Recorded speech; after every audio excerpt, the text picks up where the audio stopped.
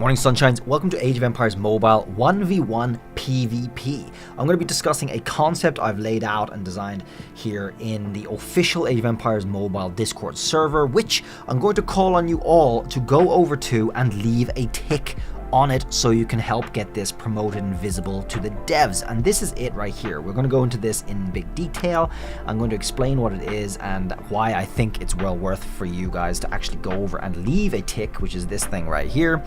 And first of all, down below in the description of the video, the very first line, I left in a link, a Discord link, invite for anyone who wants to join the official Age of Empires Mobile server. And in order for you to do this, actually, you can just come over here and do this for us. Where you're gonna join is this server here, and it's gonna look like this. On the left-hand side, you got your channels, and if you scroll just down to the feedback section, in the suggestions, you're going to see my name pop up here. It's BLAINES here in this post. So all you have to do is leave a tick to promote what you're about to witness. Now, a lot of people say the suggestion tab is useless. I'd say a lot of people are watching this video wondering about that right now. I'm going to explain something here. There's a good chance that this, if it gets enough ticks, can and will be implemented in the game, because you guys know about the KVK options, right? There's been a lot of complaints about the KVK before. They then ended up doing a vote, and one of the changes people actually suggested themselves was having a 65% return rate on your dead troops, and that's exactly what they implemented. So that's one, okay? And there's another one. Sigarm actually made a huge post here with about, people said maybe 2,000 plus ticks on his, that suggested making the event pay to unlock kind of so packages appear at the very beginning of the event rather than halfway through, which is something people were really annoyed about before. The event I'm talking about, of course, is the current festival offer, in which you can get Blossom bonus. This is the top-up bonus that Sigarm was talking about in his suggestion. Make it available from the very beginning, and that's exactly what they did this time. Because if you guys remember with the Valentine's Day thing, they actually left it way later. They left a lot of the event go, especially the spending part of the event go, and this wasn't here. So all of the things you spent on didn't account for unlocking them. It was a little predatory, but this time they took the suggestion and they put it in at the very beginning. So that's two major suggestions that have been implemented, and I think we can get another one, and this is a major one. So let's go through my 1v1 PvP concept here. I think you guys will like it. I just suggested the name here is Clash of Heroes. I don't care what it's called. The real content is what I want. So it's a daily true 1v1 tournament, which means it's only one player versus one player, okay, per round. This is going to be an allotted time that exists at the moment, as you guys know are familiar with already. Or I also suggested that they could possibly do 2 or 3 hours difference right before the existing times, so that there's no overlap for existing events and it doesn't cause issues, but also opening up more chances for players who aren't happy with the current time options, even though there's 3 of them, to be able to participate in more PvP or more of the game. This will make it more active, so that's a pretty good idea, I think. Now, what the game mode is, it's a capture points game mode. You generate points within 10 minutes, and the person with the highest score at the end will win, of course. The tournament is going to be 4 or 5 rounds, depending on the number of participants, I think, and we can look at all the points I've made here. So the capture speed can remain the same. It's been pretty good so far. I've seen it in Wonder Contest, for example. It's fine capture speed, I think. It also allows for some time for the enemy to get there and contest it. I think it's a good one. Players can bring 3 marches. 3 is an increase from what we're used to so far, but I think it's important for the strategizing of this game mode in general, alright? So 3 is a key number for this. Only 2 players per match. For real, only 1 player and another player are facing each other.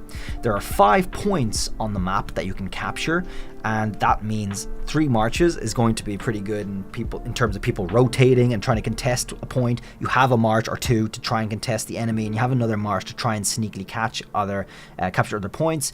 This is going to be really fun for just a to and fro in a game mode and not make it whale heavy. It's going to give other people who are weaker a chance to try and capture around players as well. So I think there's a little bit of more flexibility there.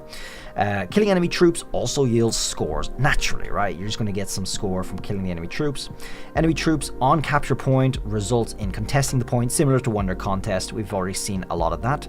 Capturing points are located in strategic places. So with obstructions, mean like rocks or walls or whatever that you have to go around maybe or go through something, or elevations, okay? And just similar to Age of Empires 2, how you can design maps with cliffs and stuff, you can make it appear like there's an elevation and you can go under and whatnot with bridges and stuff. You can definitely do that in this game too. It's just a matter of illusion. You're not making actual 3D planes come out of the land, unless that's easy for them to do. Either way, they'll absolutely be able to get away with doing elevations and stuff, which will just add more character to the maps. Troop respawn is 30 seconds. It's the same as Wonder Contest. One match lasts 10 minutes, alright? It's shorter, it is a 1v1. 10 minutes is a good time for this kind of match. Each match has a short interval to allow for sudden death or tiebreakers or any other things. So after you finish your match, you'll be waiting around for the start of the next one, just for a short time. And actually you'll see another point that ties in with this after. You're actually able to, or you should be able to, change your marches in between the matches. I think is a good idea. Map rotation has 5 different themes. I think there should be 5 different maps that just add to the pleasure of actually doing this. And my theme suggestions are a large citadel map, icy forest, an oceanside, a barren tundra, and a tropical jungle, just for good variety, I think. Tournament contains 4 or 5 rounds depending on the number of participants, so if a lot of people join, you're going to have 5 rounds. If a good number, enough people join, you're going to have 4 rounds, right? Sometimes just for balance, that's just something that they can consider how it works there. Winners of a round get a rating to determine their next suitable matchup against another victor, leading to a single tournament champion, right? So you're going to have like something similar to legions. In this case, because of the tournament, it might be different groups. And you're going to have a lot of players playing against each other. Winners are going to go up the ladder, okay? There will be knockout. And then the rating will be very, very important to determine matchups where players are kind of similar in capability. So you're not going to be like a free-to-play player against a whale. That's important, obviously. And there'll be one winner of the tournament.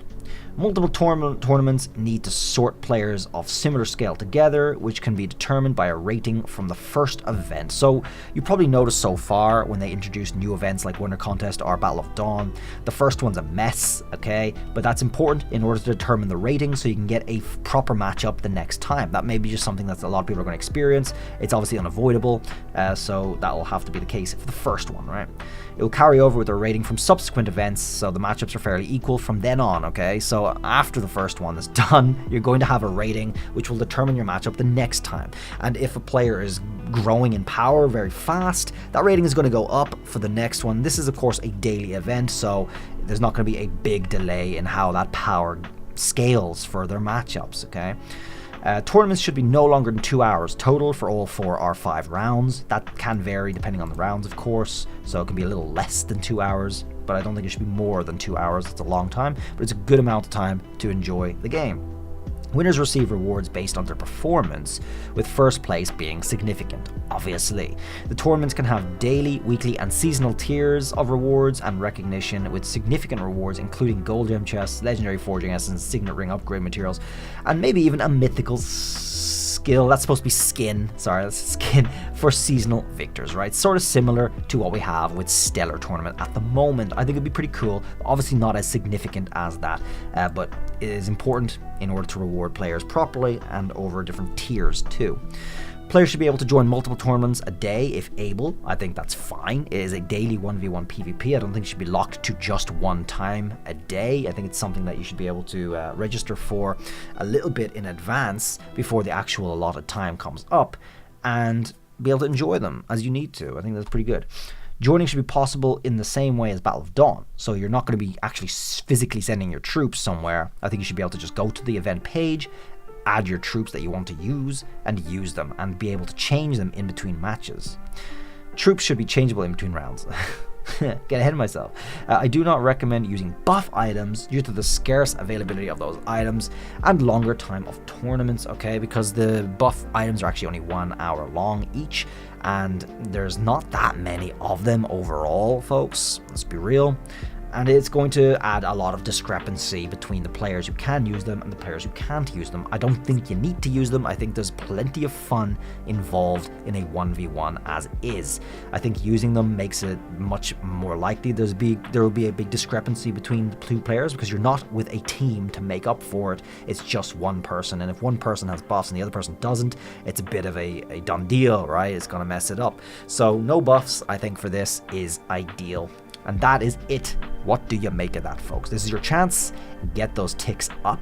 Come over here and get us to 1,000, 2,000 ticks, and we might actually see this implemented in the game. Well, hopefully you found that concept a little fun. I would look forward to something like this. I said this is based on an experience that I've had before.